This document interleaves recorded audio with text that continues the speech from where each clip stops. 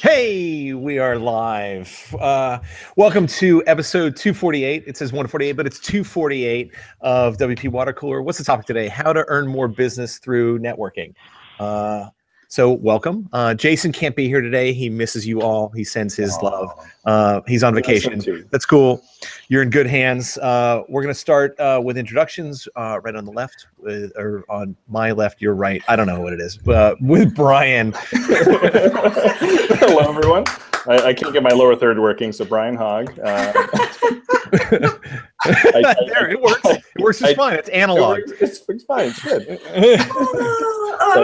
So I have WordPress courses. I have WordPress plugins. I teach things. I run meetups. All the things WordPress, but not as many things to say. But I try. Chris. Hey there. I'm Chris Johnson. I run a company called Simplifilm.com where we do high-end motion graphics videos for a wide variety of companies.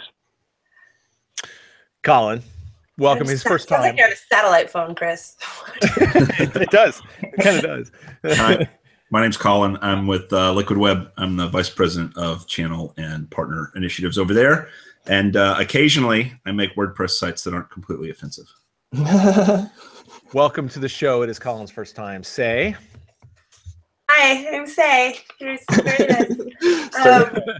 couldn't get mine to work either. Who am I? I'm Say, Read Media. I make WordPress, teach WordPress, preach WordPress, on all the things. At Say Read Media. Just be done, okay? Wow. And I'm Steve Zengen. I'm the founder of Zeek Interactive, and I run the OC WordPress meetup. I'm also on the organizing committee for WordCamp US, which is right around the corner. It's November 30th, December 1st, whatever that weekend is. Yep. There are still slots open for sponsors. So we've got a couple of medium-sized booths left. If you work for a company that wants one of those, hit me up. I think that's what all the kids say these days. HMU. Anyway, with that, let's get right into our topic. To your life's pursuit. With that, let's talk about networking. I thought this was an interesting topic, and that's why I asked you all specifically to be on today.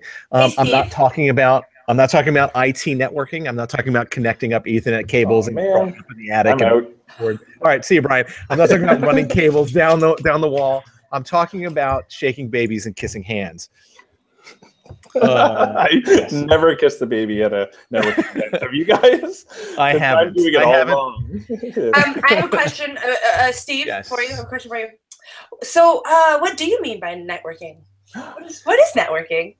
That's a great question. I'm actually going to throw it out to the guys first. Let's see if we can define what business networking means.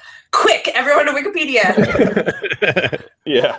I think for me, it's building relationships. I mean, that's at the core of it, right? Obviously, a lot of people think networking is going in all guns blazing, and I'm going to get something out of you and you and you. It's like, no, you just go there to help and build relationships, and a lot of it's just organic. You don't really know when you go to a networking event exactly what's going to happen, and but if you're there to help, it'll be a good experience. I think that's good networking. Yes.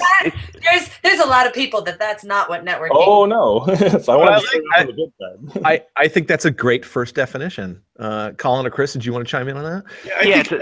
Oh, sorry, Chris. I think oftentimes, I think that's correct about building relationships, but there has to be a step deeper. Most of the time when I go to networking events, you can tell people that are less comfortable because they're in there to sort of see, like, what am I going to get out of this? What's the actionable thing when I leave? Like, how many business cards do I have to email tomorrow and try to put into a pipeline or a funnel? Where people that are a little more comfortable in a networking space realize, like, I'm just going to show up and be myself, and I'm going to meet some people. And the fact that I now know more people greatly enhances my ability to do something one day. And taking a more altruistic sense of it, of like, what do I have to offer? And that's why the WordPress community, I think, is so strong, because people show up and say, here's what I have to offer, not what can you do for me. Good. I think it's the deliberate building of a structured long-term business asset that you are in charge of serving. So you want to put people deliberately in your network if you don't have them, but you also want to make sure that your focus is on being of service to them. Good. Those are all great definitions. So let's talk about what a networking event is, and actually, more specifically, let's talk about what a quality networking event is, because there's plenty of networking events. Everything's a networking event. Absolutely, there's plenty of networking. Everything's an opportunity to build a relationship, including your baby kissing thing that you go to. I don't know where this is. No, I shake babies. Ultimately, I don't shake babies. By the way, babies. Yeah. Nobody Take that shaking. back now. Never shake a baby. Please don't Baby mama shake attack me on that thing. Twitter. I've never shaken a baby. Now you're getting nasty. Yeah, seriously. Ultimately, there are so many networking events. There's multiple around me in Orange County. There's many going on at any given time. How do I choose wisely and not waste my time with a networking event? I think a lot of times it comes down to who is going to be in attendance, whether you know them or not. And I'll try to make this short, but I met Steve actually on a sales call. I'm sure he remembers, maybe not, about 3 years ago when I was sort of like doing drop-ins in Orange County, and he was gracious and welcomed me and a colleague into the office for 15 or 20 minutes. But the context was totally different, because like I was a salesperson and Steve was a business owner, right? And so we left with the handshake and, okay, we should talk again in a couple of weeks. And frankly, I'm not sure that relationship would have ever developed at all. And not just because that's not Steve's style. It just wasn't very natural. And then some months or weeks or months later, we met at a WordCamp. And now almost all of my interaction, at least in person with Steve, is at WordCamps or maybe something social when I'm on the West Coast. And the business part of it feels like it trails the fact that we're friends, right? I know if Steve needs something that I can provide, Steve will let me know. Otherwise, we're buddies, and we talk about basketball. And so back to the idea of like, what's a good networking event? I think it's about the context, it's about the expectations, and it's about who you can expect to be there. If you go to a networking event of real estate agents, for example, the networking the networking is probably a lot different than if you're going to a networking event of digital professionals, right? And so who shows up and why they're there, I think is the foundation of actually being successful, not just for an individual, but just when everyone leaves. Wow. Someone agrees, or say keep it down, all right? I also think there's a difference between a networking event and a prospecting event.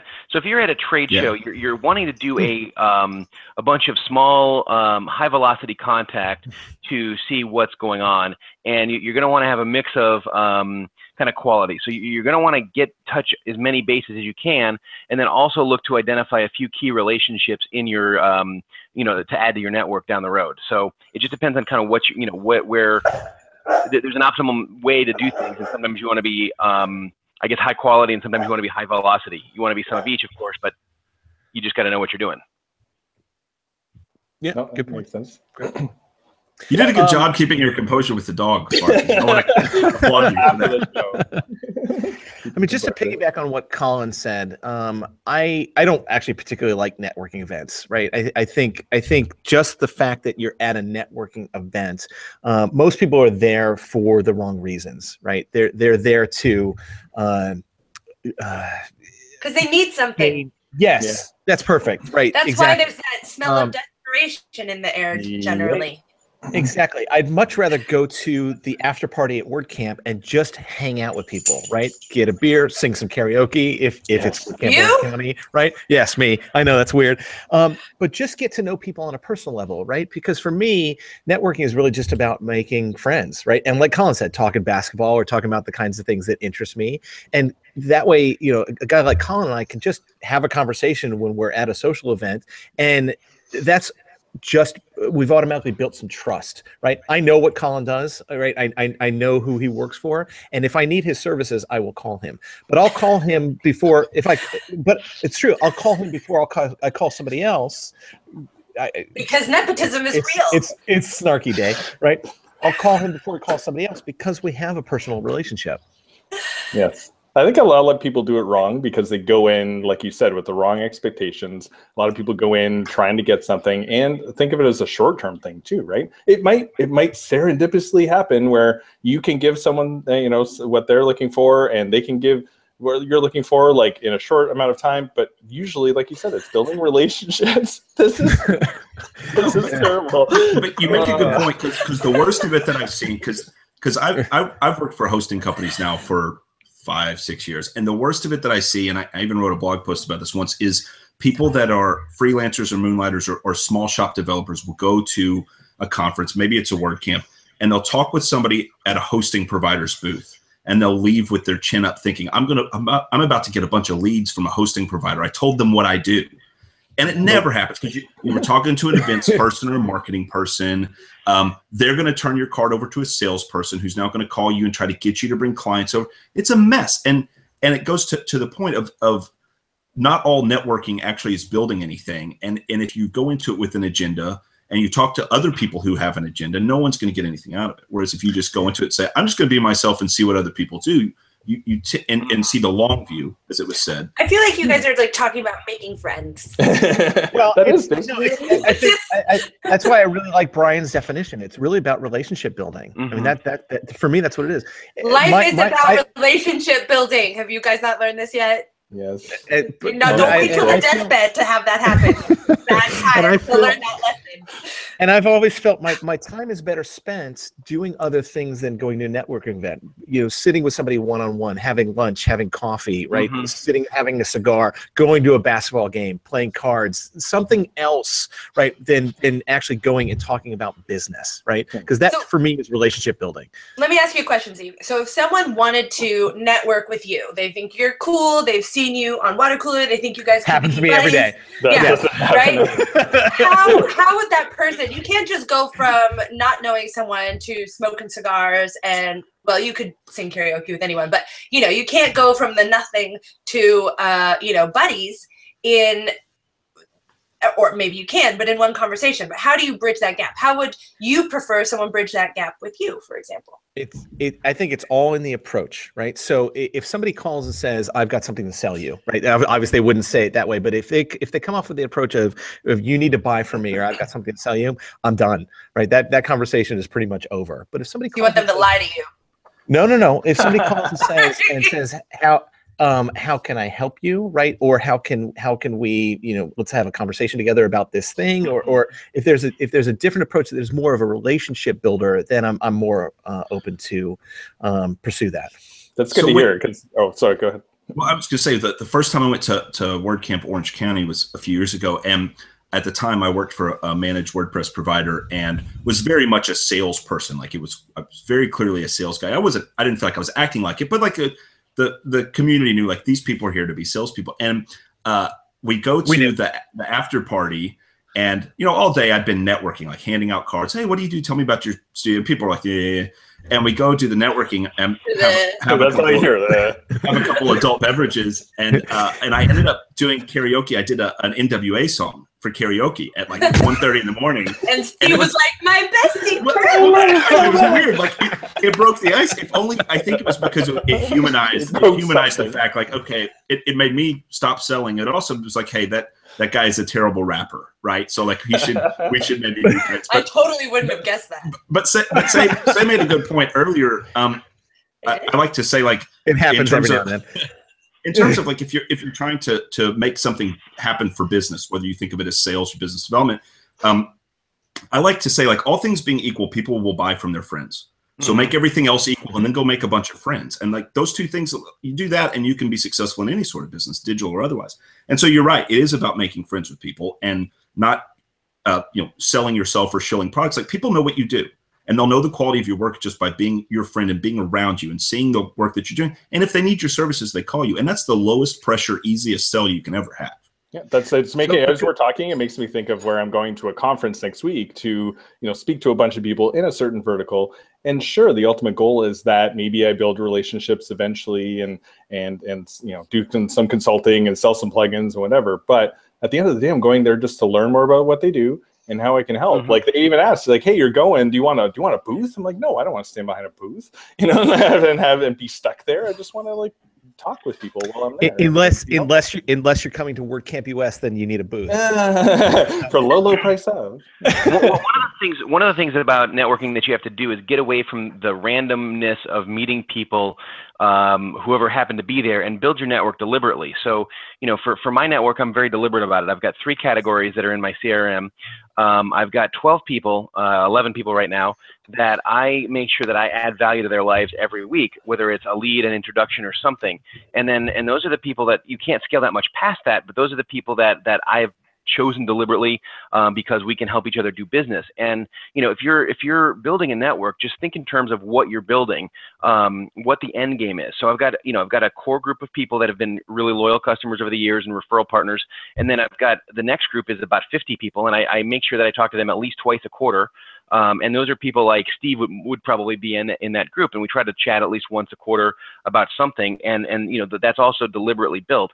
And beyond that, you can't really have, I don't think you can have, you know, too much more than just sort of random people in your CRM with notes. You know, you just build something deliberately and you know, look for the highest value relationships that you can build. And that, you know, at our company, 3 relationships were worth like $700,000 in 2015, and that's 3 referral partners relationships, and that was, you know, more than a third of our business back then. Which is the point of me going to that conference, just because I'm like, oh, well, there's a bunch of people who are here. They have related goals and you know, they know each other. So, you know, ultimately, yes, it'd be great to get known in that space, but it's definitely not to go there and just hand out business cards. You've hit on another important thing when it comes to the both of you. When it comes to networking, and we talked about this a little earlier about other attendees and audience. One thing that I see often, I'm sure you guys are familiar with in the web creator space, is just marketing to each other. And there's some goodness that can be done by a WordPress developer knowing a bunch of other WordPress developers. Maybe there's some overflow work. So there's some goodness that can be done there. But the people I know that have had the fastest growing like web development businesses, for example, I know a guy that started just building websites for lawyers and then doing hosting and security for like $200 a month afterwards. All he does is he goes to lawyer conferences. Yeah, like he has zero desire to go to WordCamp. He knows who he feels like he needs to know. He spends all his time, money, and marketing dollars going and finding lawyers. So, Chris, you made the point. Does he have any friends? Do they have friends? Can you be friends with lawyers? No, just kidding. He has a full pipeline, so that seems to work. That's a different thing altogether. Chris touched on another point that I think is important to highlight, right? And that's about your extended network, right? So Chris and I met through Jeff Turner, right? So we met years ago through Jeff Turner, right? And so Jeff Turner, obviously, everybody here knows him. You know, he's spoken a lot at WordCamp. He created the OC WordPress meetup. You know, he was my business partner for a long time. But Jeff's one of those guys that's in my network that, you know, I've known for many years. I'm friends with, you know, our families are friends. We have a good relationship. He has no hesitation introducing me to somebody within his network, right? And so I think Chris's point is really important about looking at your network and your extended network and kind of organizing them to see who in your network is a good referrer for you, right? Because I have no problem calling Jeff and saying, you know what, I'm trying to connect with this person. Can you make an introduction for me? Yeah, and that's where that trust building comes in. And you want people in your network that you can serve and that can serve you, and you want to be super deliberate about it. I read something that you wanted to have some people that are above your level, some people that are at, you know, some aspirational people in your network, some people that are at your level, and then some people that you're mentoring at all times in your kind of circle of intimates. And you know, that way you what's that? Nothing. Say he's got the giggles today, and so I was laughing at Say. Really funny, and I am a double entendre fiend. Yes, this is all about relationship building. So it's easy for tangents. She was laughing at circle. She was laughing at circle of intimates. I'm gonna mute her for a second because she's laughing.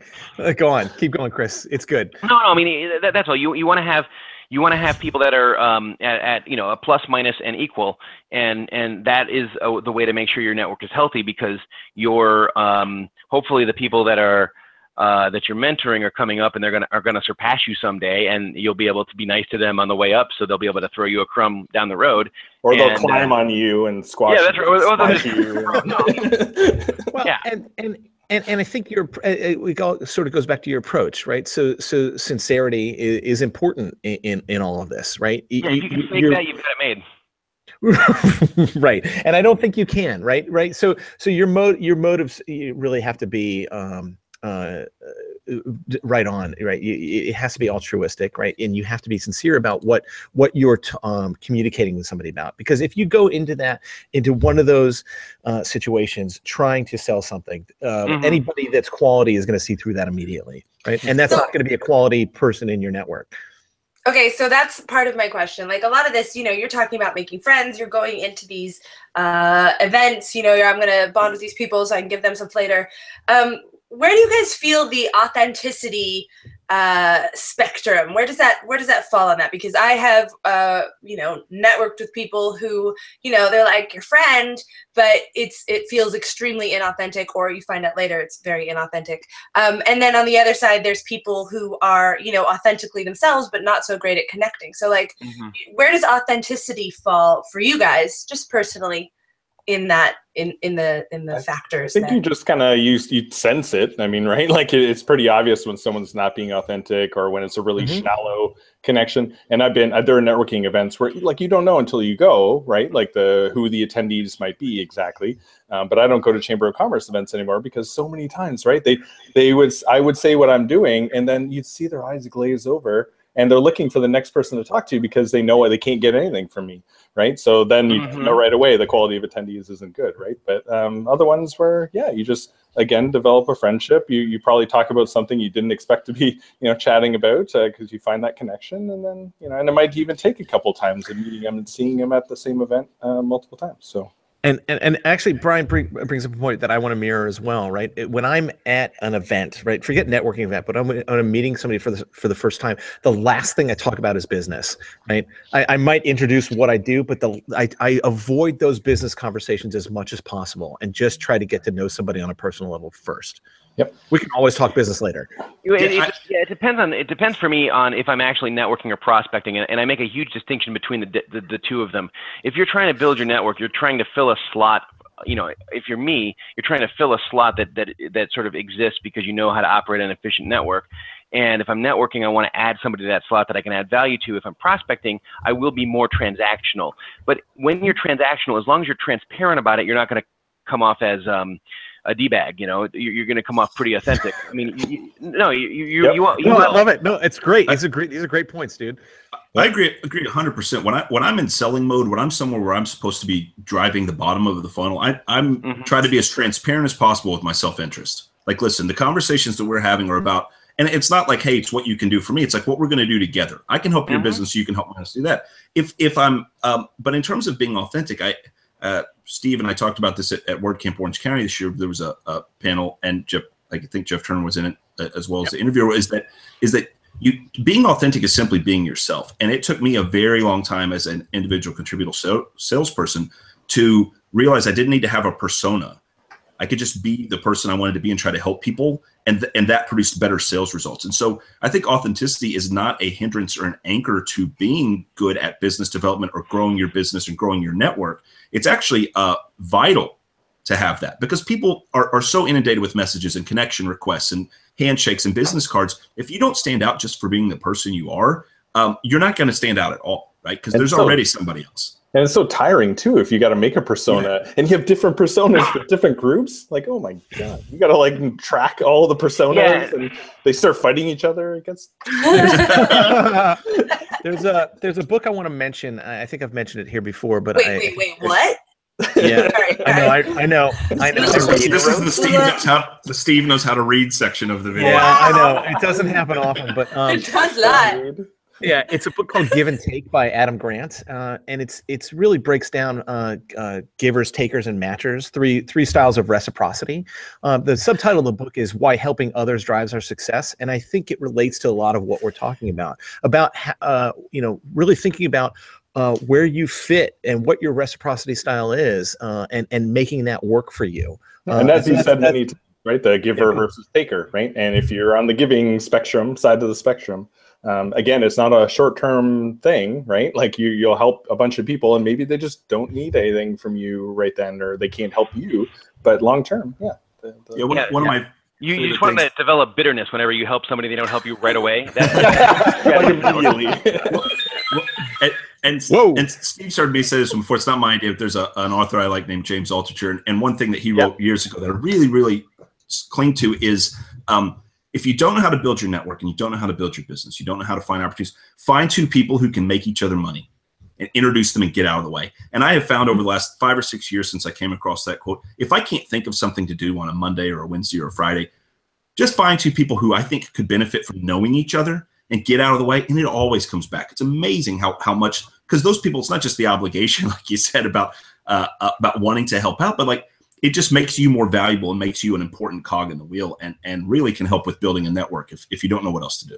And it's a good excuse for like a pleasant it's a good excuse for a pleasant contact that like you've done somebody a little bit of a favor and you've reached out and you've given them a nice gesture and you said, hey, I'm a good guy, here's this thing.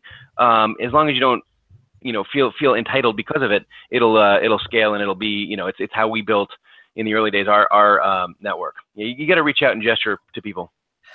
How do you guys feel about sorry, I had a question. How do you guys? Spit it out. In like all the CRMs and whatnot, they do the prompts, right? Oh, you haven't talked to this person in X number of days. Yeah. Just reach out. How do you guys feel about that? Like in terms of like this, double this? I kind of miss it because I'll set reminders in like Google Inbox and stuff every once in a while. But that's just like a reminder to touch base, not like if I don't have anything to offer or talk to them about, then I won't. But I don't know. I like the reminder feature if I haven't talked to them in a while. I can't remember if it was Al Feature or Adam Grant, but one of them talked about cold leads or cold contacts, that people that you haven't had contact with in over a year, and how to strike up a new conversation with that. So it's always good to go back through your LinkedIn and say, I haven't talked to that person in a long time. I just want to reach out and see how they're doing. So that's something I do with a high velocity, and I do it on purpose. So I just once every 6 months I go through my LinkedIn and use text expander. I cut and paste and just say, hey, haven't talked in a while. What's your current business focus? And I'm sincere, but it's high velocity because I don't know 2/3 of my 2,000 contacts in LinkedIn very well, and so I don't know what their focus is. And I'm asking them at scale, but some of them respond. Snarkily, most of them respond. We get about a 10% response rate on that, sending that message. And I may have done it to some of you, and it works pretty well to get conversations going. I'm scared of having anything thrown at me at high velocity. That's a little. That's right. No, I mean you can reach out on LinkedIn to say 80 contacts or 100 contacts an hour with a cut and paste, thing. You have to do it manually, but you can do that. It's not. And I got to tell you, LinkedIn is a fantastic tool for everything that we've talked about so far on this on this call, right? Yeah. I know a lot of people who kind of scoff at LinkedIn and sort of disregard it. It is a really powerful networking tool. LinkedIn is all B2B and has really become that. It's the only place for that. And even though it's, people are still taking on 2,000 people that they don't really know, like, Chris was saying, it's still got that focus that is not, it's more authentic in terms of career than any other place, Twitter, Facebook, any of that. So it really is the only place for that. What's your current business focus? I'm just trying to start a conversation to see if there are any overlapping interests. That's it. Working, and obviously we could do a whole half hour or entire series on actually working the network that you've created. But to the point of like the cadence that Say was asking about earlier, I think it's very valuable. I think it's valuable because relationships need to stay, you gotta have some energy around them. And I don't think it's cheating at all to set calendar reminders and tasks, whether it's in Salesforce or Outlook or on a pad and paper, of who you should be reaching out to and talk to. I would appreciate it if the people I do business with remember to check in with me from time to time, because we have the kind of relationship, like, Steve could check in with me occasionally, and be like, hey, do you guys have anybody that's doing WordPress? And the truth is, like, it helps him stay top of mind with me. If I have something great. If not, I'm not offended that Steve reached out to try to have a conversation around work, because we know each other. But I'm not cheating on anyone in my network by doing stuff. Yeah, that's true. One thing I wanted to mention, since we're almost out of time, is another way to get referrals is to ask your current clients for referrals, right? There's no problem asking somebody, especially if you've done good work for somebody, just call them and ask them if they know somebody else that could use your services. Yep, absolutely. Especially if they've given you a testimonial or something, that's a no-brainer. And you might with that question, you might find out where you stand with your current clients, right? Yeah. So they may tell you, right, I would never refer you in a million years, and then that can lead to a whole different conversation. That's right. Not that that's ever happened to me, right? I'm just saying that can happen. Yeah. Anyway, on that note, I think we will end this week's water cooler. Thank you. I said no camels. Well, thank you to you all for being here. I really appreciate all the inputs, and we'll see you next week. Bye. Adios.